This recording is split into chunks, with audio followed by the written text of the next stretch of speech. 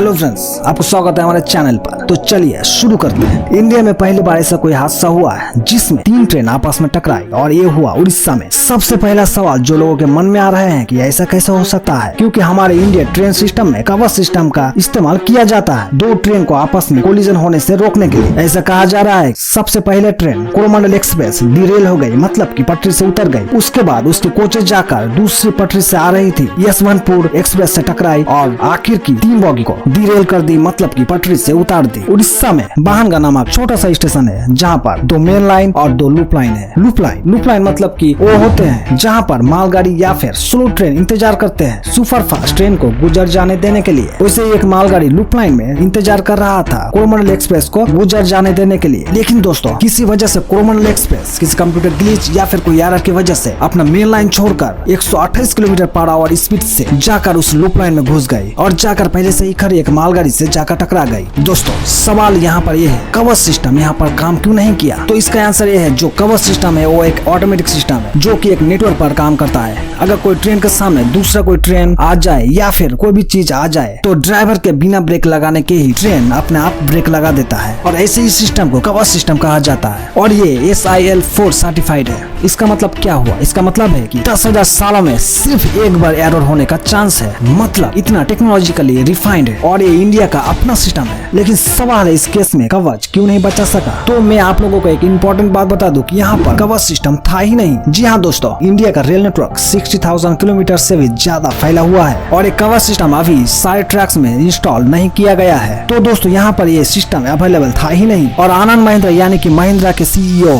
इसी बात को ट्वीट करके क्लेरिफाई किया है। तो दोस्तों ये था फैक्ट कवच सिस्टम के बारे में। लेकिन दोस्तों यहाँ पर कवच सिस्टम के अलावा भी एक और सिस्टम काम करते हैं जो कि भारत के हर ट्रेन में इंस्टॉल है और वो है interlocking system, electric interlocking system. इसका मतलब किस पटरी में कौन सा ट्रेन है और कितनी रफ्तार से ट्रैवल कर रहा है, आगे कौन सा ट्रेन है, पीछे कौन सा ट्रेन है, ये सारी इन्फॉर्मेशन कंप्यूटर को देती है और कंप्यूटर निर्धारण करता है रेड सिग्नल या फिर ग्रीन सिग्नल ड्राइवर को दिखाती है। लेकिन दोस्तों इस केस में सबसे हैरान कर देने वाली बात तो ये है, यहाँ पर कंप्यूटर ड्राइवर को ग्रीन सिग्नल दिखाया सीधा जाने के लिए, लेकिन ऐसा क्या हुआ कि ट्रेन सीधा जाने के बजाय 128 किलोमीटर पर आवर की स्पीड से लूप लाइन में घुस गया। ऐसा कौन सा कंप्यूटर एरर है जिसकी वजह से 288 लोगों की मौत हो गई और 903 लोग घायल हो गया? जी हाँ दोस्तों, उड़ीसा ट्रेन इंसिडेंट में 288 लोगों की अभी तक मौत हो चुकी है और 903 लोग घायल हो चुका है।